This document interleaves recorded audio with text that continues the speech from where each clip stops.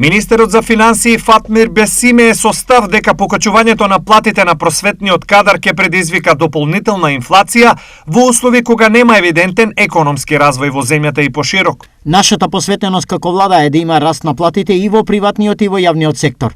Ако во приватниот сектор пазарот го утврдува нивото на плати, согласно понудата и поборувачката на трудот, како и неговата продуктивност, тоа треба да го следи и јавниот сектор. Секое зголемување на плати без при тоа да нема зголемена продуктивност ќе предизвика притисоци, што може дополнително да ја подгрева инфлацијата, вели Бесими.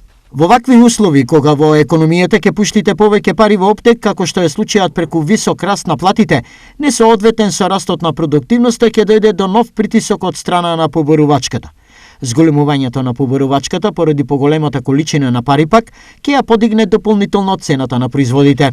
Бесими во својата колумна порача дека во наредните денови ќе следат одржливи решенија за подобар стандард на наставниците, но во исто време тоа да се проследи со реформи што ќе значат поквалитетно образование. Треба да испорачаме економски резултат, да станеме свесни за глобалната ситуација и кон што ја туркаме економијата.